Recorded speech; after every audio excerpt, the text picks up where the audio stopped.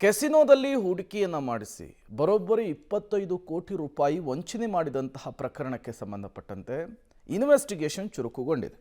ಇದೇ ವಂಚನೆಯ ಪ್ರಕರಣಕ್ಕೆ ಸಂಬಂಧಪಟ್ಟಂತೆ ರಾಹುಲ್ ತೋನ್ಸೆ, ಆತನ ತಾಯಿ, ಅಕ್ಕ ಹಾಗೂ ಭಾವನಿಗೆ ಲುಕ್ಔಟ್ ನೋಟಿಸನ್ನು ಜಾರಿ ಮಾಡಲಾಗಿದೆ. ವಿದೇಶದಲ್ಲಿರುವಂತಹ 4ವರಿಗೆ ಬಸವೇಶ್ವರ ನಗರ ಪೊಲೀಸರು ಲುಕ್ಔಟ್ ನೋಟಿಸನ್ನು ಜಾರಿ ಮಾಡಿದ್ದಾರೆ. ವಂಚನೆಯ ವಿಚಾರವಾಗಿ ರಾಹುಲ್, ಆತನ ಅಪ್ಪ ರಾಮಕೃಷ್ಣ, ತಾಯಿ ರಾಜೇಶ್ವರಿ ಸೇರಿ 4ವರ ವಿರುದ್ಧ ಎಫ್ಐಆರ್ ದಾಖಲಾಗಿತ್ತು. ಪ್ರಕರಣದ ಸಂಬಂಧ ರಾಹುಲ್ ತೋನ್ಸೆ ತಂದೆಯನ್ನು ಅರೆಸ್ಟ್ ಕೂಡ ಮಾಡಲಾಗಿತ್ತು. ಹೈಕೋರ್ಟ್ ಜಾಮೀನಿನ ಮೇರೆಗೆ ಹೊರಬಂದಂತಹ ರಾಮಕೃಷ್ಣ ರಾವ್ ವಿದೇಶಕ್ಕೆ ಹಾರಿಬಿಟ್ಟಿದ್ದಾರೆ.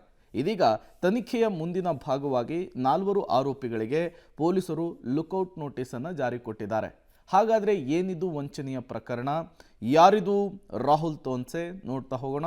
2023 ಜುಲೈನಲ್ಲಿ ದೂರುದಾರ ವಿವೇಕ ಹೆಗಡೆಗೆ ರಾಹುಲ್ ತಂದೆಯ ಪರಿಚಯ ಆಗಿರುತ್ತೆ. ಬಸವೇಶ್ವರ ನಗರ ಪೊಲೀಸ್ ಠಾಣೆಯಲ್ಲಿ ಒಂದು ದೂರು ಕೂಡ ದಾಖಲಾಗಿರುತ್ತೆ. ಶ್ರೀಲಂಕಾ ಮತ್ತು ದುಬೈನ ಹಲವು ವ್ಯಾಪಾರಗಳಲ್ಲಿ ಲಾಭವಿದೆ ಅಂಥೇಳಿ ನಂಬಿಸಿ ಸಾಲದ ರೂಪದಲ್ಲಿ 4% ಬಡ್ಡಿ ನೀಡೋದಾಗಿ ಹಣವನ್ನು ಕೊಡುವ ಆಸೆಯನ್ನು ಒಡ್ತಾರೆ.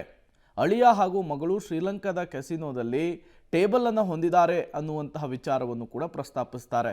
ಅವರ ಮಗ ರಾಹುಲ್ ವ್ಯವಹಾರಗಳನ್ನು ನಿರ್ವಹಿಸ್ತಾ ಇದ್ದಾನೆ ಅಂಥೇಳಿ ನಂಬಿಸುವಂತಹ ಕೆಲಸವನ್ನು ಮಾಡಿದರು.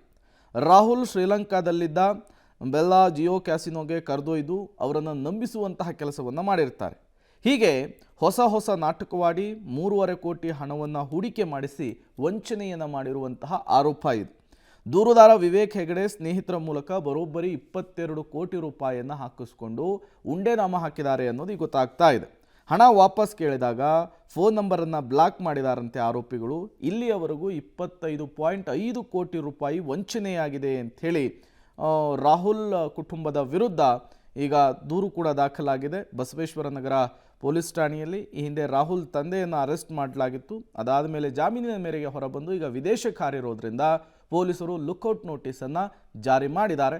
ಈ ಲುಕ್ಔಟ್ ನೋಟಿಸ್ ಜಾರಿಯ ನಂತರ ವಿಚಾರಣೆಗೆ ಹಾಜರಾಗ್ತಾರಾ ಅನ್ನೋದನ್ನು ಕಾದು ನೋಡಬೇಕಿದೆ.